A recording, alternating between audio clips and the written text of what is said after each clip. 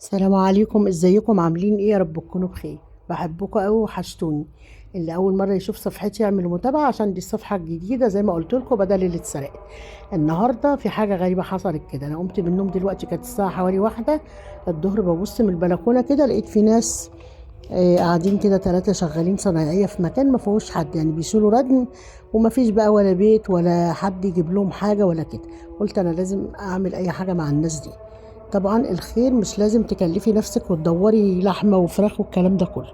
انا قمت فتحت التلاجة، والله لقيت حتة جبنة وكيسين فول وثلاث بيضات وكلام من ده. قلت لازم افرحهم واعمل لهم حتى فطار او اي لقمة ايه تسندهم كده لحد ما يروحوا.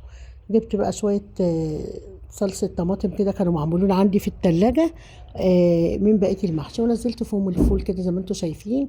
وجبت بقى حتة الجبنة القريش اللي عندي دي، حطيت عليها طماطمتين قطعتهم وشوية كمون وشوية زيت وشوية ملح، وعملت لهم طبق جبنة جميل جدا. أكن احنا طبعا اللي هناكل، لما تكوني مطلعة حاجة لحد ياكل اهتمي بيها أكتر من أكلك. وطبعا أنا الفيديو ده بحسكم على الخير، حتى لو ما فيش بأقل حاجة من عندكم. طبعا ده فول وجبنة وبيض، يعني كل الناس بتعرف تعمل الحاجات دي. بس أنا مش طالعة أعرض الفيديو أو خطوات أو وصفات، أنا بوصل لكم رسالة إن أنتم لو تقدروا تعملوا اي خير ممكن تعملوه باقل من الاشياء من عندكم. يعني انا لقيت كيس فول ولا كيسين فول وحته جبنه وثلاث بيضات بالظبط، عملت لهم بيهم احلى صينيه فطار. هنشوفها مع بعض. طبعا بقى هريت لهم البيض بحته زبده بلدي، وحطيت شوية ملح كده وشوية فلفل وظبطت لهم الكلام.